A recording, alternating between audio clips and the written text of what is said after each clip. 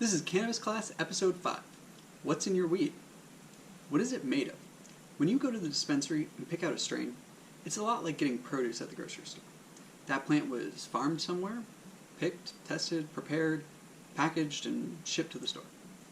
There's a lot that goes into the process, and just like food growers, cannabis growers make choices about things like water source or pesticide use. And after all these processes, you're left with a leafy product to roll up. And today, I'll be focusing on the composition of and basics about that cannabis.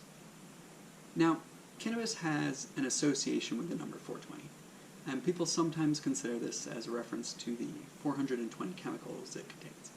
But actually, cannabis has more than 480 unique, naturally occurring compounds, and even more which can be found in other substances.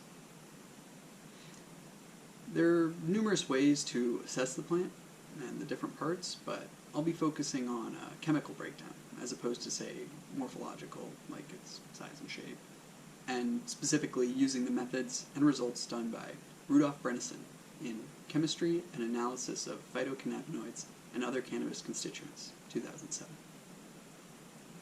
The main methodologies involve gas or liquid chromatography and mass spectrometry.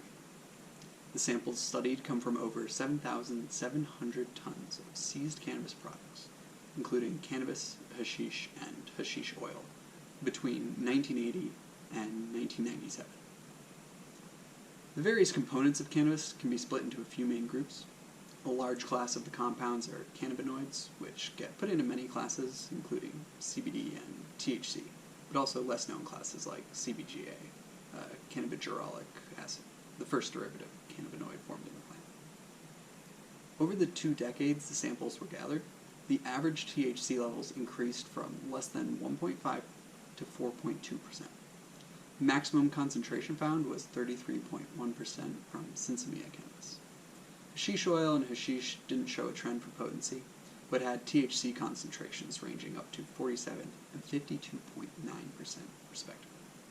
Potency has skyrocketed in the modern age, and this paper attributes it to, quote, progress in breeding, the tendency to cultivate under indoor conditions, and the worldwide access to and exchange of seeds originating from high THC cultivars via the internet, end quote. I just enjoy the way the internet was described 13 years ago. Now, of the non-cannabinoids making up cannabis, terpenoids are probably the most talked about, being the source of the typical scent of cannabis and being attributed with varying strain effects.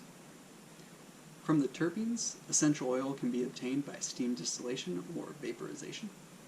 The yield depends on numerous factors, but as an example taken from an Afghani variety, there was a 0.29% essential oil concentration.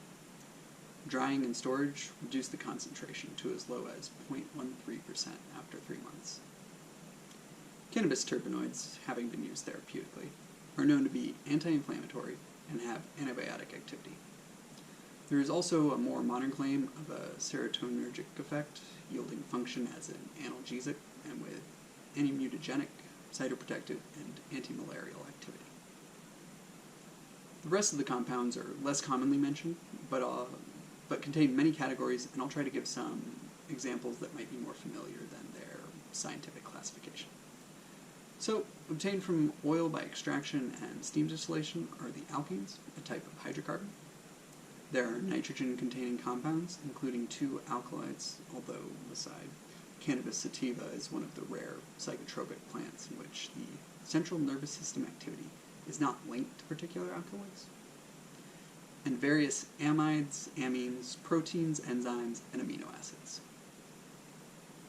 Cannabis has carbohydrates, too, with common sugars being the predominant constituents. There are 13 monosaccharides, like glucose, 2 disaccharides like sucrose, and 5 polysaccharides such as pectin. Cannabis has 12 cyclotols and sugar alcohols like glycerol, and 2 amino sugars like glucosamine.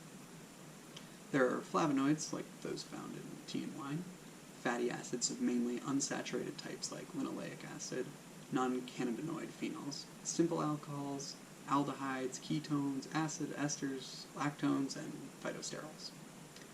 Vitamin K is the only vitamin, and the pigments are carotene and xanthophylls. That brings us to the end of cannabis's constituents, which are made up in their entirety by 18 total elements. So, that is the basis of what's in your cannabis. Happy smoking, folks.